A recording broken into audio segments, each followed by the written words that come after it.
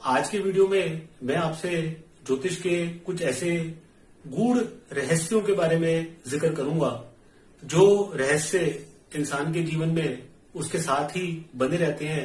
घर की चार दीवारी के अंदर कभी वो बाहर नहीं आते। वो कौन से रहस्य हैं, आइए उसके बारे में चर्चा करते हैं।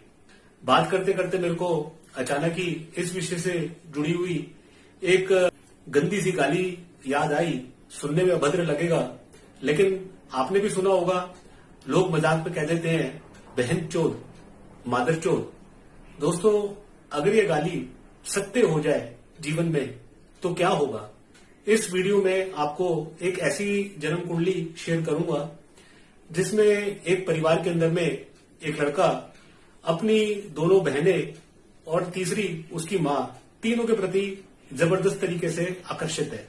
अपनी बड़ी बहन जो कि उससे 1.5 साल बड़ी है, उसके साथ में उसके ताल्लुकात स्थापित हुए। 2 साल तक ये कार्यक्रम चलते रहा। उसके बाद में वो वहां से उसका इंटरेस्ट खत्म हो गया।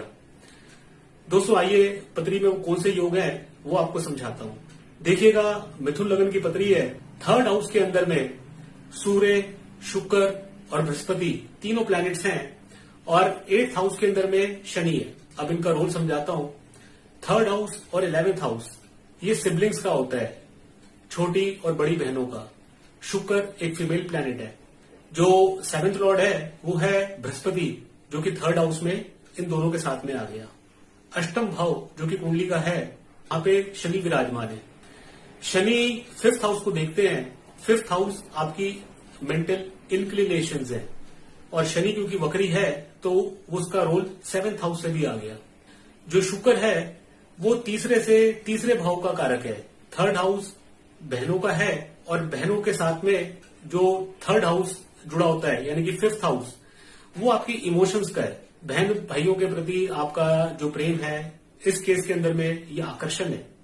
तो हुआ ये ऐसा कि शुक्र की दशा के चलते, जो कि एक फीमेल प्लैनेट है, सेक्स का, इमोशंस का भाव का कारक है, 3rd हाउस में बैठा है, जो कि मेंटल इंक्लिनेशंस यानी कि आपके मन के जो रुझान है वो उस तरफ उसको ले गया।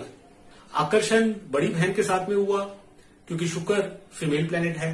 2 साल तक उसके साथ में इंटीमेसी बनी रही। सेक्सुअल इंटरकोर्स तो नहीं हुआ, उस समय ये उम्र में छोटे थे, शायद उस चीज की नॉलेज पूरी तरीके से ना भी हो, लेकिन सेक्सुअल इंटरकोर्स के अलावा बाकी सभी कुछ इन दोनों के बीच में ये 2 साल तक चलते रहा। अब उसके बाद में यही कोशिश इसने अपनी छोटी बहन के साथ में करी, लेकिन वहां पे इसको रिस्पांस नहीं मिला। अब इसका जो आकर्षण है वो अपनी मां के प्रति है। आइए इसकी जो बड़ी बहन की कुंडली है वो भी आपके साथ में डिस्कस करता हूं। दोस्तों, ये भी मिथुन लगन की कुंडली है। इसमें आप देखेंगे कि जो मेजॉरिटी ऑफ प्लैनेट्स हैं वो 8th हाउस में चले गए। 8th हाउस हिडन रिलेशनशिप्स का होता है। शनि की दशा के अंदर में शनि जो कि 8th हाउस में है, शुक्र के साथ में है और वक्री बृहस्पति से देखा जा रहा है। इन दशाओं के चलते इसकी बहन का अपने छोटे भाई से आकर्षण हुआ। दोनों के अंदर में रिलेशन जो मैंने बताया स्थापित हुआ। 2 साल तक ये चलते रहा क्योंकि 8th हाउस हिडन रिलेशनशिप का है। जब उसको बृहस्पति देख लेता है तो वो बात पर्दे के अंदर रहती है, कभी बाहर आती नहीं।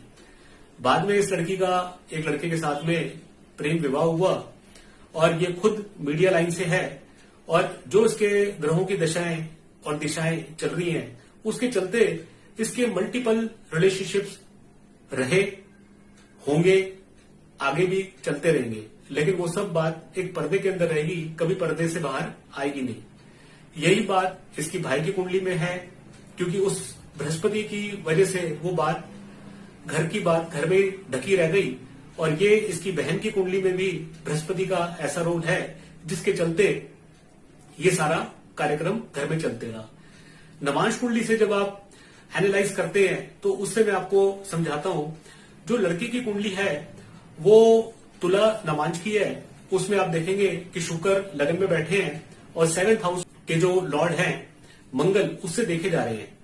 शुक्र जब भी कभी मंगल से देखा जाएगा, दोनों में युति होगी या आपस में दृष्टि संबंध होगा, ऐसे के अंदर में सेक्सुअल डिजायर्स, अर्जेस बहुत ज्यादा बढ़ जाते हैं इंसान के, इस कदर बढ़ जाते हैं कि वो रिश्तों का कई बारी मर्यादा देख नहीं पाता कि कितने नजदीक के रिश्ते में वो आकर्षण हो रहा है, और उसके चलते वो रिलेशन उस नजदीक के रिश्ते में भी डेवलप कर लेता है।